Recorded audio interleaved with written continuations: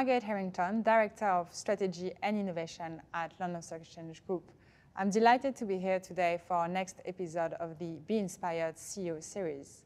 Joining me today is Erik Fairbairn, CEO of Pod Point, one of the UK's leading electric vehicle charging company. Last year, Pod Point's technology enabled almost 1 billion kilometers of electric driving across the UK. So first of all, congratulations, Erik. Those are impressive numbers. So what's your vision of what's possible with that market? How many charging points are we going to see? And are we going to see more individuals charging at home? Well, good afternoon to start with, but yeah, thank you for the question. So I think if we start with our vision of the business is to make travel that doesn't damage the earth. And specifically, that's by putting a pod point everywhere you park. So we really believe in putting charging infrastructure everywhere people leave their cars. And in fact, the sort of circa 6,000 charging points you mentioned is just our public network. If we include our workplace and our home network, we're about 137,000 charging points across the UK. So already beginning to get to some interesting scale. But I think also, although Pod Point's been around for 13 years, actually only 1% of cars on the road today are electric. So that means we've got 99% still to go.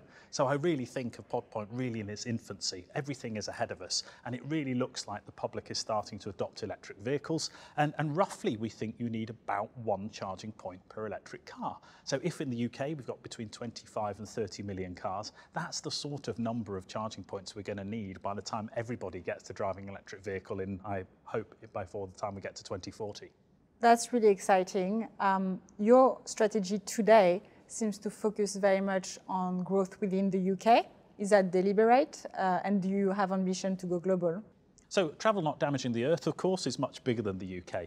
But what we think is we can have the most impact as a business if we really focus our resources in just one place. So we're all about making the electric vehicle charging network work within the UK. I think if we look to the long term, then of course we're not against expanding that out. Our mission has the rest of the earth in it. But for today, it's very much a focus on the UK and really make sure that we've got the charging infrastructure the people of the UK need. And who are your customers today in the UK? Is it mainly a B2B business or are you also increasingly selling to individuals? It's very much a mix. So as part of our putting a pod point everywhere you park, we split that into 4 segments. So Pod Point does home charging, it does workplace charging, it does destination or public charging, and it does en route charging. And they're very different customers. So home charge is predominantly a B2C activity. So we're selling a charging point to a private individual to enable them to charge their car at home. Obviously, something like workplace, we tend to be working with the bigger corporates and, for example, maybe the last mile delivery firms. So we're putting in charging infrastructure for their staff or their visitors, or maybe even for their fleets of cars. Destination then is all about charging where people happen to go. So we really think you should charge your vehicle while you're busy doing something else. So your gym chain, your supermarket, the National Trust, anywhere that you go, we're putting charging infrastructure in there. More of a B2B relationship, but a different group. And finally, en route is about putting charging places on the way to places. So that's really working with locations that people go en route to places. So supermarkets being a great example of where we've got a lot of our en route charging capability. Earlier, you mentioned that only 1% of the cars today on the roads in the UK are electric vehicles. And that is quite shocking. So is the government doing enough? What do you think of the current incentives that the UK government has put in place to speed up that transition to electric vehicles? Well, I think it's worth putting a little bit of perspective on the 1%. So what we've got in the UK is between 25 and 30 million cars. And in the UK, we buy about 2 million cars each year. So what that means is even though we are about somewhere between 1/5 and 1/4 of all new vehicle sales at the moment are fully electric, that's pretty good in terms of percentage of new car sales. It still takes a long time to convert all the cars in the UK. So although we're only at 1%, it really feels like we're into the phase of the market where it's really accelerating quickly. And over the next sort of 10 or 15 years, you'll really see electric vehicles being the main way that we all drive around. Now, in terms of the government incentive, I'm actually pretty supportive of the government. So obviously been running Pod Point for 13 years or so. And across that time, I think the government has had a reasonably intelligent strategy of helping the electric vehicle market, be it the charging infrastructure or the cars, but also beginning to wind down the incentives as it gets more popular. And now we're at 1 in 4 or 1 in 5 cars are battery electric, of course the government is beginning to wind back the incentives, and that makes sense. We're also seeing things like going from direct fiscal incentives. So we used to have an amount off a home charge point or an amount off an electric car provided by the government, moving to things like making sure planning includes a requirement for electric vehicle charging. So that's taking the cost of that off the public person, off the treasury, and sort of spreading that cost around the rest of the industry. And to me, that's sensible as it scales. So I'm pretty positive of what the UK has done. And I would say, if you really want to look at the market which is furthest ahead, Norway is the answer. But if that's almost the outlier. If you look at the sort of larger countries that in Europe that are really making electrification happen, I think the UK stands up as one of the best examples. And the story of Pod Point today is a really success story.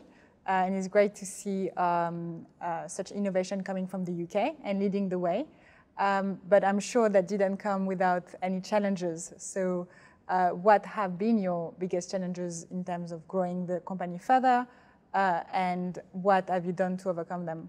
And of course, over 13 years, there's been all sorts of challenges. And I sometimes say, at the beginning, I think in the year that we started Pod Point, there was maybe 56 electric vehicles somewhere in the UK. It was really before electric vehicles had started. So we started a company in 2009 attempting to sell charging infrastructure, a thing that didn't exist. So you can probably imagine that was an extremely difficult sell to persuade anyone they wanted a charging point. So in terms of Pod Point's history, it took a long time for the business really to get going.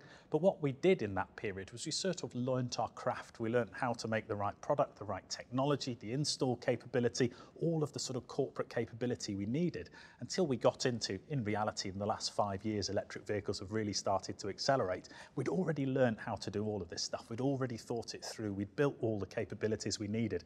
And it was simply a case of scaling up those capabilities.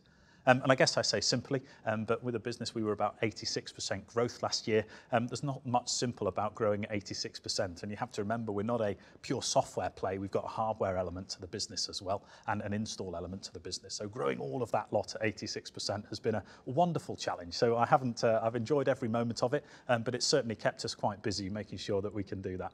So what's next for Pod Point? Well, I think that we continue on our mission, really. So the first thing is we've got to build lots more charging infrastructure. We've got to make sure that we're scaling proportionate to electric vehicles arriving. So the first challenge is just what I call build at scale. We've just got to continue scaling up every element of what we do. The other thing is that what you find as a market matures is you get more sub-routes to market. So if I talk to you about home, work, destination, en route as the 4 bits we put charging infrastructure in, for example, home charge, well, I'm only really talking to you about people who park their cars off street. Next, we need to deal with people who live in blocks of flats. Then we need to deal with people who park their cars on street on the streets of London, for example. So there's an awful lot of additional complexity to go. And finally, the long-term plan of Pod Point, once we've built all of the charging infrastructure, we're effectively a smart energy play. What we want to do is we want to manage the nation's electricity flowing into electric cars. And we expect more and more of the electricity generation to be renewable. And as we all know, renewables, solar, wind tends to be not always generating. So if we can control exactly when energy flows into the nation's electric vehicles, we can match that really well with renewable generation. So we should have more solar, more wind as a result of Pod Point controlling how energy flows into the nation's cars. Well, Erik, thanks so much for your time and for sharing your story and your insights. And we look forward to hearing more of that in the coming years as we continue to see your company grow. Thank you very much.